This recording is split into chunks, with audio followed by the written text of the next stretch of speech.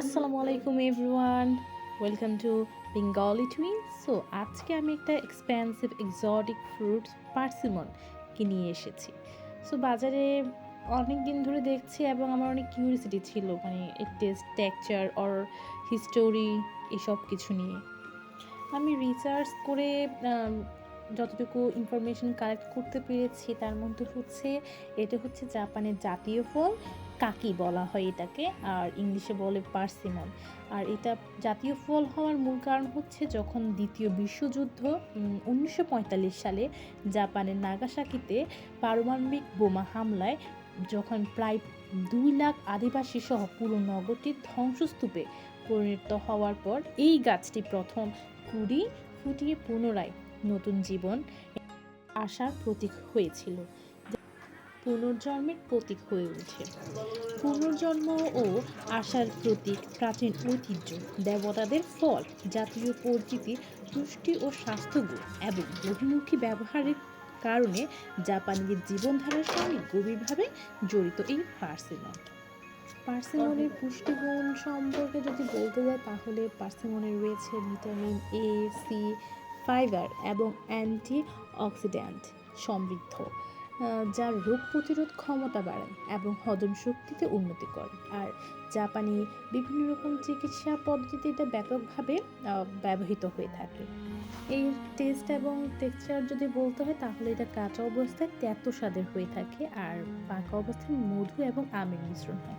তবে আমার কাছে বেসিক্যালি এটা 3-4টা ফ্রুটসের মিক্স মনে হয়েছে। এটা অ্যাপেলের মতো ক্রাঞ্চি ভাবটা আছে, আমের জুসি ভাবটা আছে, কিছুটা পেঁপের মতো, আর হানি কম্বিনেশনটা কিন্তু প্রচুর পরিমাণে।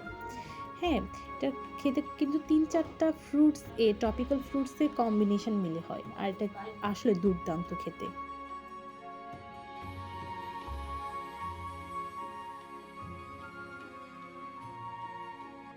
পার্সিমনকে এক্সপেন্সিভ প্লাস এক্সোটিক ফ্রুটস বলার মেন রিজন হচ্ছে এর প্রাইস ভ্যালুটা। হ্যাঁ, এটা কস্টটা কিন্তু প্রচুর আসে।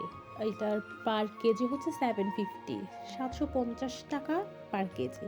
আর আমি যে ফ্রুটটা নিয়েছি এটা হচ্ছে 200 টাকা, 200 টাকা হয়েছে। So it's really really an expensive and exotic fruits.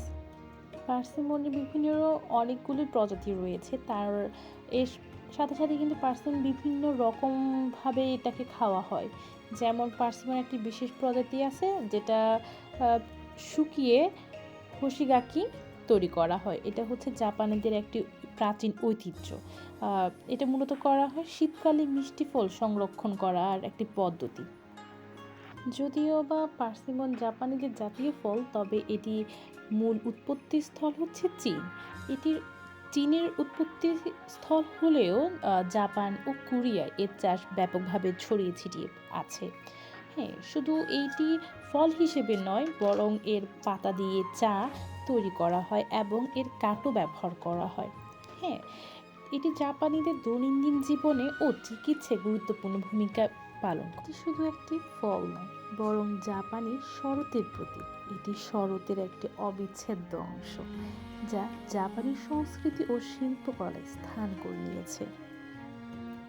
Persimmon শুধু একটি ফল নয়, বরং যুদ্ধের ভয়াবহতার এক নির্মম সাক্ষী, ও এই ভয়াবহতার কাটিয়ে উঠে নতুন করে জীবন শুরু করার এক শক্তিশালী স্মারক, যা এটিকে একটি দেশের জাতীয় ফলের মর্যাদা দিয়েছে।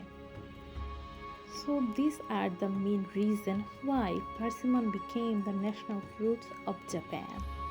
I hope you guys like it.